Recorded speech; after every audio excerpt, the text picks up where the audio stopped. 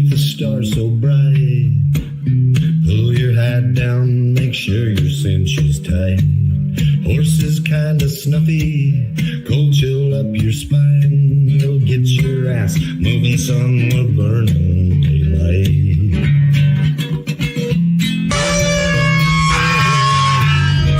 Howdy there, I'm Matt McKinley and we're burning daylight. In the saddle till the job's done right. Welcome to Burning Daylight, the only podcast for the working cowboy. Well, howdy there, daylight burners.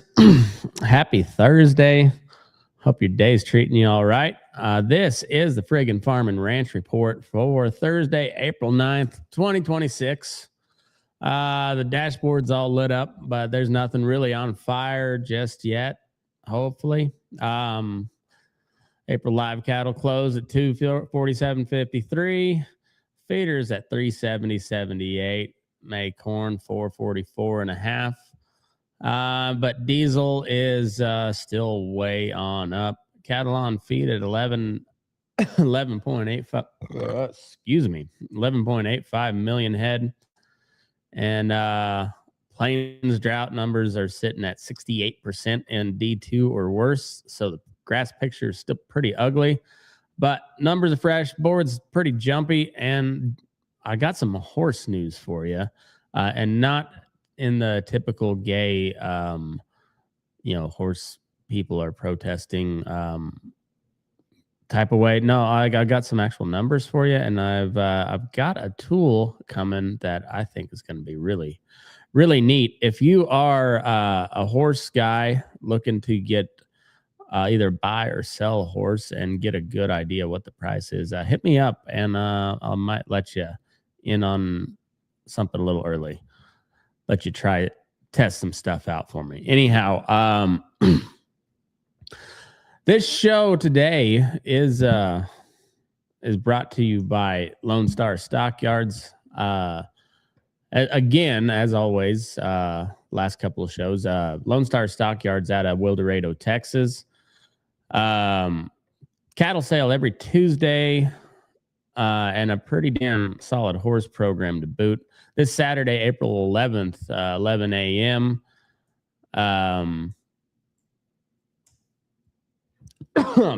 This Saturday, 11 a.m. Central, they're throwing their spring catalog horse sale. Ranch horses, rope horses, using type geldings with saddle marks and a work ethic are going to be featured, not just the ones with fancy papered, just like the real high dollar pasture ornaments. No, these are good using ranch and rope horses. You can sit in the seats or you can stay home and watch on cci.live, and you can call or text your bids in and get those good ones bought from the comfort of your own home. But I'd recommend you go check it out. All the catalog info, the videos, and sale details are at LoneStarStockyards.com. So if you've been shopping for a horse that you can step on Monday morning, go drag calves, sort pairs, or haul to a jackpot and then throw your kid up there after you're all done, here's your shot to find one. So go check it out. Give Lone Star a look and tell them you heard about the horse sale on the Friggin Farm Ranch Report or on Burning Daylight. However you phrase it, just let them know you heard about it here. Okay. Let's go into the livestock side. The supply is still tight as a drum, and the board knows it. April live cattle finished at 247.53. That's down 50 cents on the day, but still living up in the high 240s, which not exactly bear country. May feeders finished today at 370.78, off 125. A little give back with the softer corn, but nothing that really signals a big break in the market. The National Beef Wire real-time index came in at 198.50, up a buck and a quarter. So the cash calf is still reminding everybody that this cow herd is small. The cattle on feed report for March came in at 11.84 million head on feed. right at the same amount of last year, 100% of last year's placements in at 1.847 million. Marketing's at 1.823 million. So it's enough cattle to keep the chain moving, but not enough to hand the packer the whip to get them moving faster. So watch the bid board to cash over the next couple of weeks. On the grain side, May corn, it was 444.5, down 9.5. Beans were 1164.25, down 2.5. Hard red wheat 590 was 590 even, is down 18.25, and meal hanging around at 317.40, up 80 cents. Traders are still bleeding off the war and the weather premiums, so the board's pretty heavy. But for the cattle people, cheaper feed is still kind of a quiet little tailwind on your margin. Let's see. All right, on the sale barn side, last week's run, the second through the eighth across the barns that I've been watching on my dashboard, tallied 8,452 head, averaged about 221.64 100, so pretty decent volume. Not a flood of cattle, and the good cattle are still bringing, especially the lightweight feeders are bringing a real pretty penny. Couple of yards that we're looking at: OKC West, April 7th, moved 3,809 head with average weights about 675, bringing about 238.72 100. Quality still sells, definitely sells, whether it's Southern Plains or not.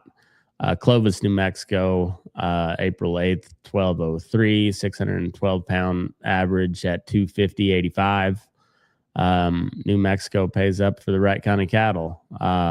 Billings on April 2nd. I didn't get a chance to see what they came out with today, but last week was 1,936 head. Those big 821 pounders up around 295.35. So they're throwing some real big money at front end yearlings. And then, Lone Star Stockyards, of course, 1,200 head on Tuesday. They were up about 10 to 20 on the week. Really good demand, and particularly on the light end. They everywhere. Those lightweight calves are really selling strong. Let's see now.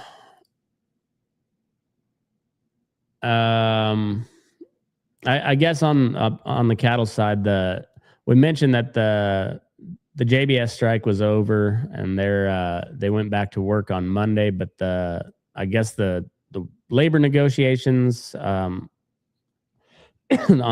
between JBS and the union were set to resume today. I've not heard any news out of that, so we'll see. I'm more just curious to see how that works out in the long run. If because right now it doesn't look like the union got shit. I don't think they got a damn thing. So I don't know. We'll see. And then so on my freedom framework, Trump's like farmer and rancher task force or plan or rollout, whatever he is, it's got about 41 out of 100. So it's got some nice language and some defensive plays for producers, but there's nothing that just magically fixes packer concentration overnight or the labor mess. So that's why on my freedom framework, it's pretty low right now. And feed cost is being probably the biggest driver of it. If I recall, it's like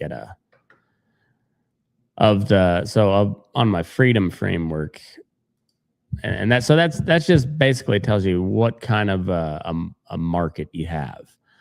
So on this one, it's feed costs, beef supply, policy risk, demand, and weather and drought. So feed costs is at a 0, meaning that's completely defensive. Like they're through the roof. That's diesel.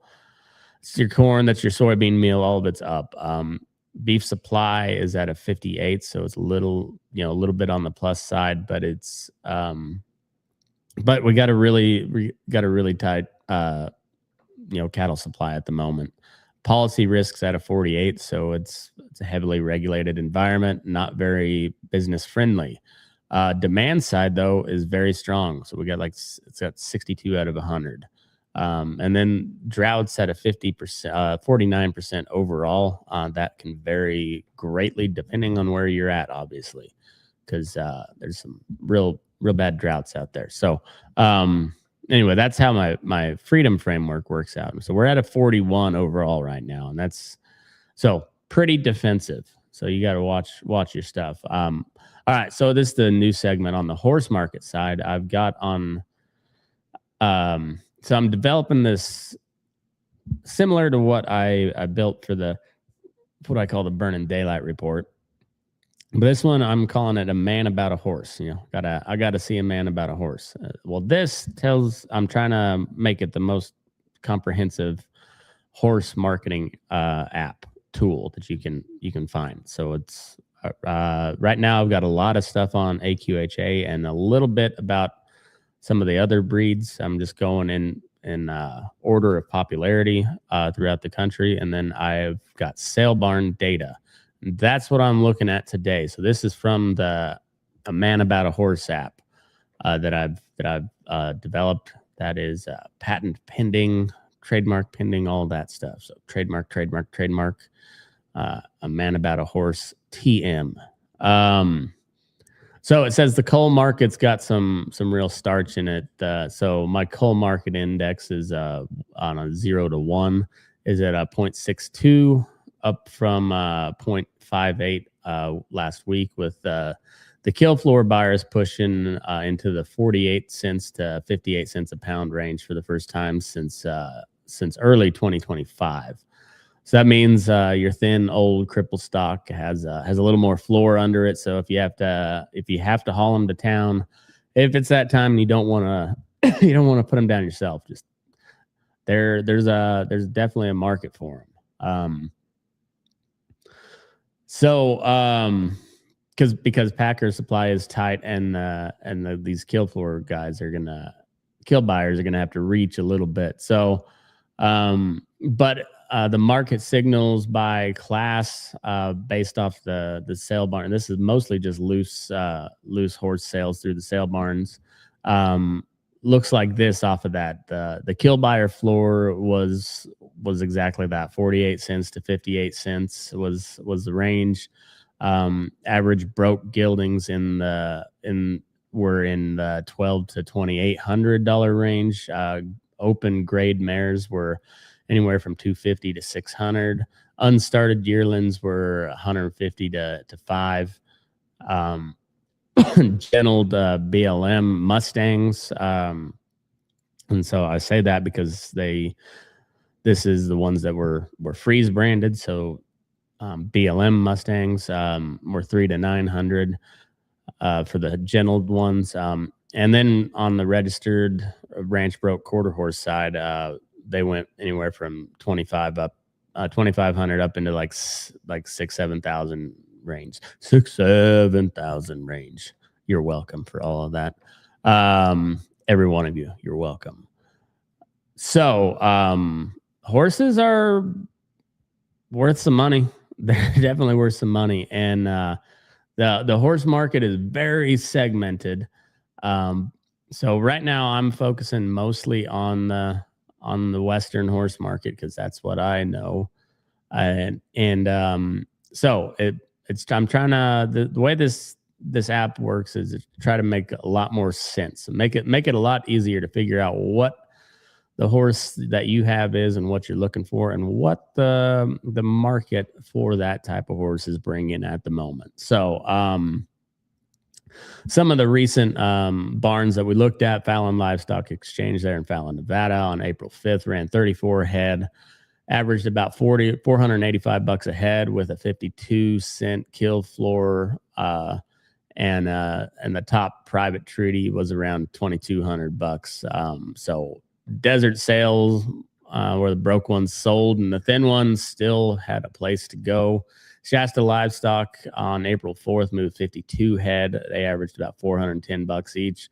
Kill floor at 48 cents a pound. The top private treaty brought about 3,500. It was a big mix of unregistered stock. Some broke ranch horses drawn strong, and the yearlings stayed pretty soft. OKC West out in El Reno.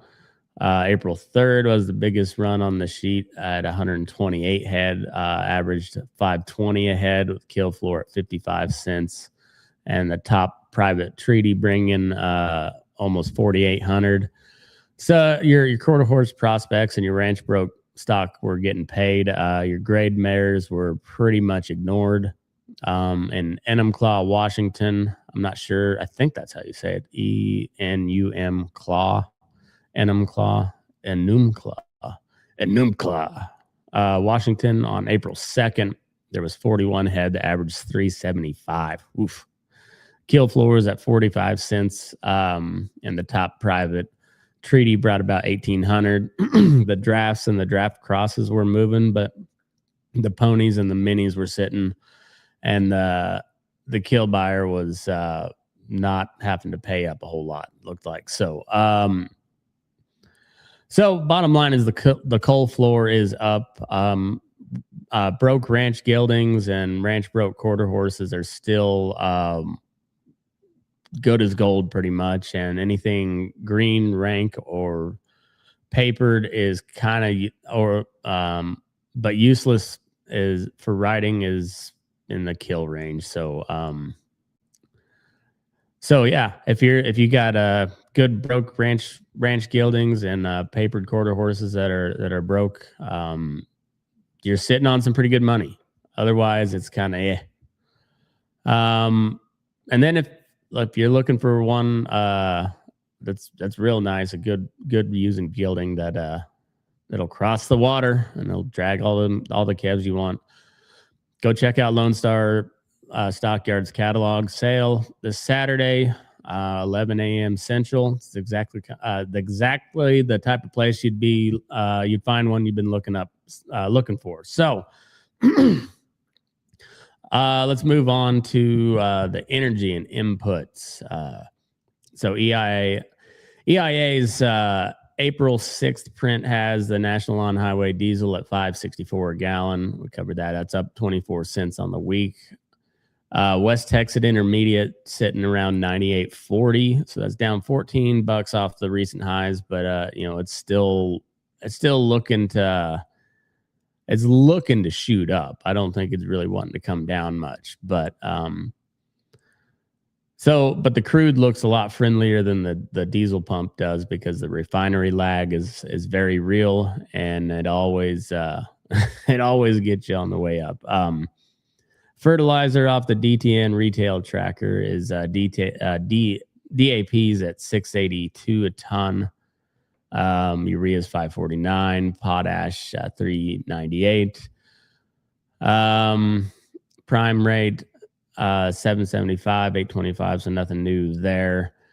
Drought monitors got the Southern Plains at 68% in D2 and worse, and the Southwest at 78%. So any talk of moisture is just more of just kind of a tease than any sort of real relief.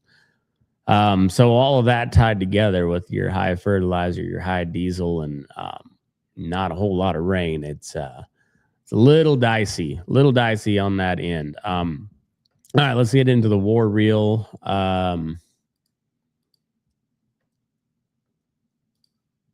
Okay. So nothing's clean and nobody is winning cheap on this end. So Russia is still grinding away in Ukraine with inches of mud traded away for a handful of bodies each time. Maps don't move a whole lot, but the casualty count keeps climbing. And yeah, so as of yesterday, the maps show about the same line there. On the Middle Eastern side, Israel is still hitting at Hezbollah targets in Lebanon, and the Hormuz is not closed, but nobody's really going through. There was some some miscommunicado about what part of the ceasefire was it. And so it's kind of like it's like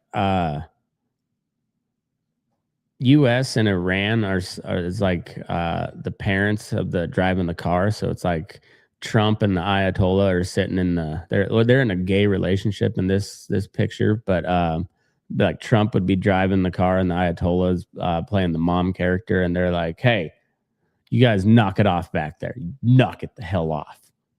And so the kids are in the back, and you got Israel and Lebanon, or Hezbollah is like the shitty little like middle brother or something, and then like Lebanon's like the sulking teenager older brother that doesn't do anything.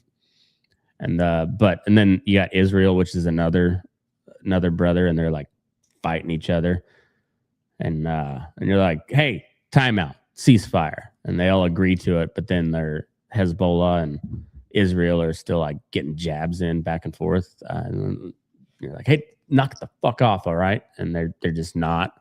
So anyway, that's kind of what it's like there right now.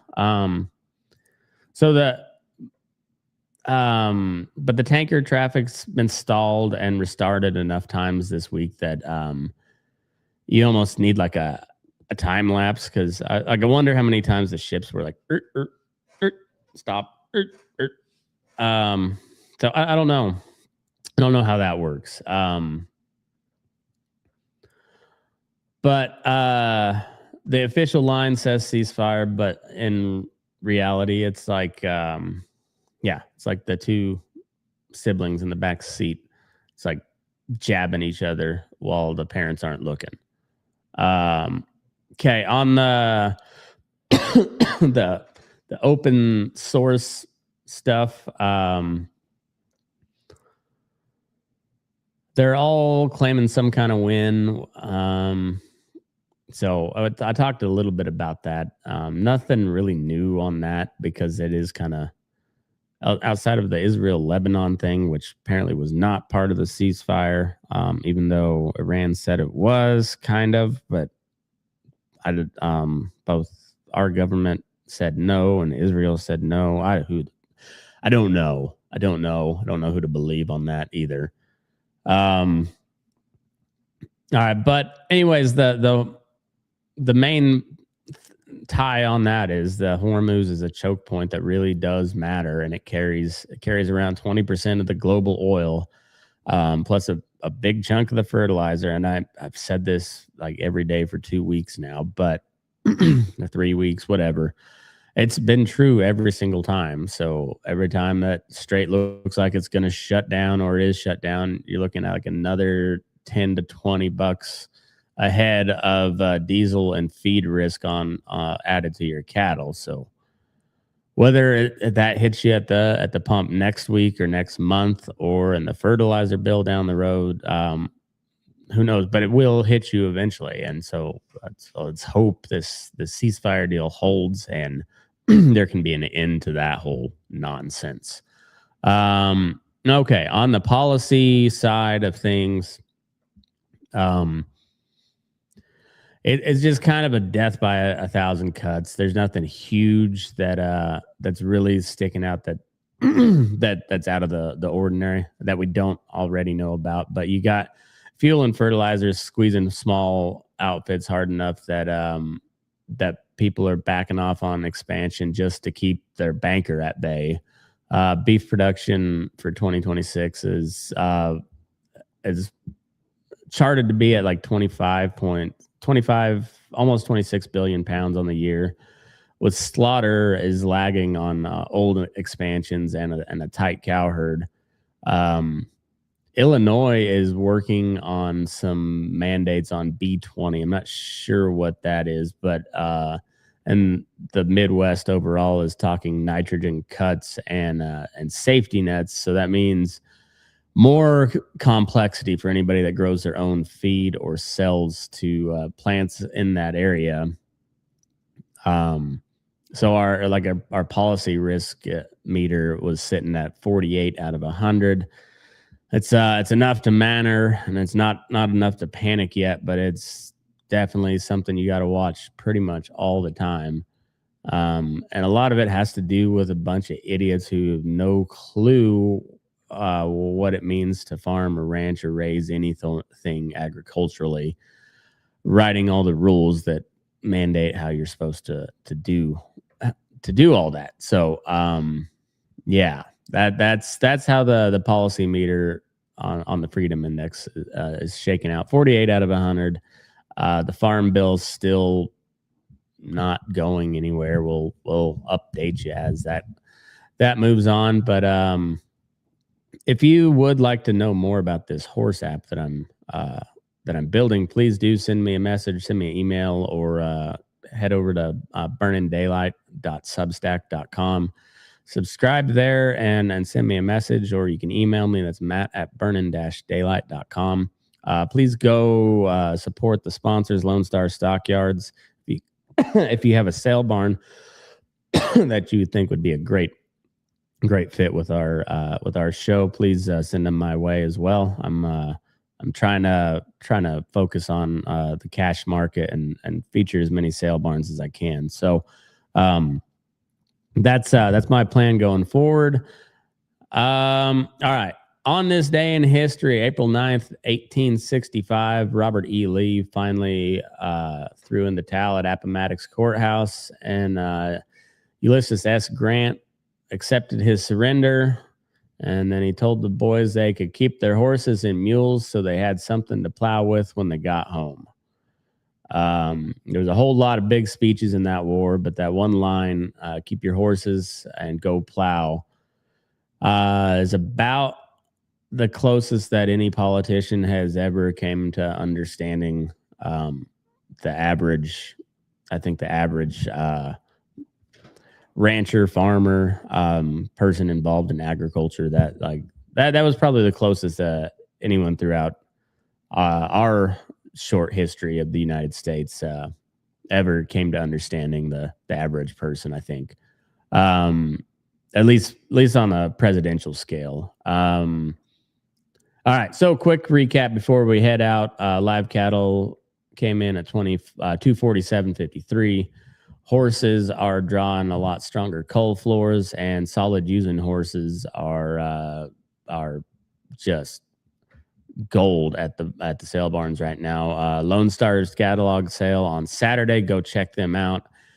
Diesel still at $5.64 a gallon. Nationally, $6.22. Nevada statewide, it was $6.17 just down the road here yesterday. Drought is still hanging in on the southern half of the map. So that's all we got for today. But send in your questions, your rants, or any sort of that stuff over at Substack, burninDaylight.substack.com. And go find me on all the other stuff and move your ass. We're burning daylight.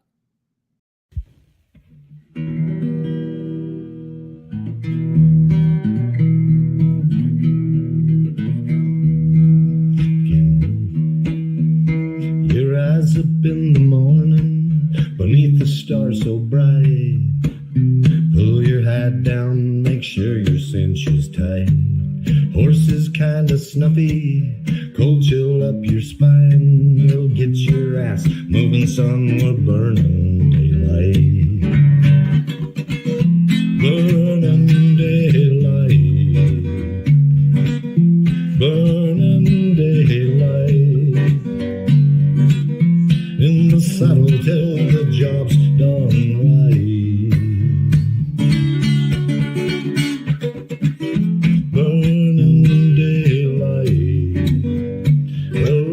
Just together, and you won't catch 'em all. But when you ride through the gate, make sure you sit up tall. I can see the horizon, it's looking pretty bright. Well, get your ass moving, son, we're burning daylight. Burning daylight. Burning daylight. till the job's done right.